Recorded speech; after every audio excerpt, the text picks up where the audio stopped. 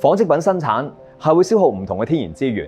好似水啦、石油啦同埋土地等等，仲會排放大量嘅二氧化碳。而生產過程當中，仲會帶嚟好多嘅浪費，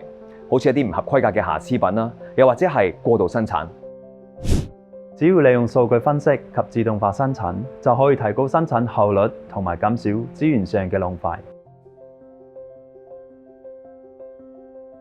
消費前紡織廢料係指產品未接觸到消費者前喺製作過程中產生嘅工業廢料，包括未被使用或已損壞嘅紡織品，又或者係因為預算出錯而多出嚟嘅生產原料等。對於生產中高檔次紡織品嘅企業嚟講，最希望可以更精準預計到需要訂購嘅原料數量，同埋提高優質產品嘅生產效率，以減少紡織廢料。咁唔單止可以令生產過程更環保，仲可以減省成本。因為一次考察嘅行程，我哋嘅研究團隊同一間大型嘅製衣公司展開咗一個實驗性嘅改造生產計劃。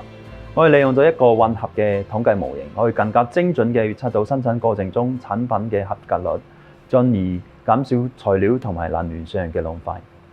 呢間高級時裝製衣公司一年需要訂購23000噸針織布料，同埋1億4000萬碼嘅機織物，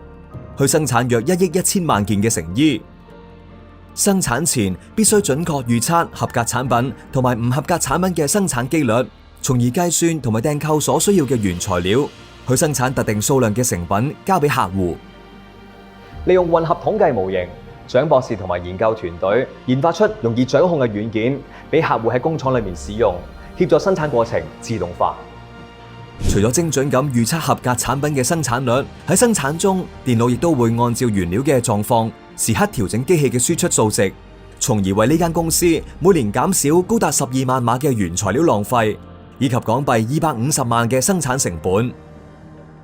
只要運用數學嘅力量，就可以喺提高生產效益嘅同時，減少對環境嘅影響。呢個就係我哋做研究最想達至嘅雙贏局面。採用蔣博士嘅混合統計模型，1年後，呢間製衣公司嘅生產用電量減少咗20萬瓦，污水量減少咗2155噸，及溫室氣體排放量減少咗300噸，大大減低咗企業生產對環境帶嚟嘅影響。利用統計學嚟改變一間公司嘅生產程序，已經帶嚟咁驚人嘅結果。如果更加多嘅企業可以運用到蔣博士嘅研究嘅話，一定幫地球慳到更加多嘅天然資源。世界因為蔣博士而有所不同。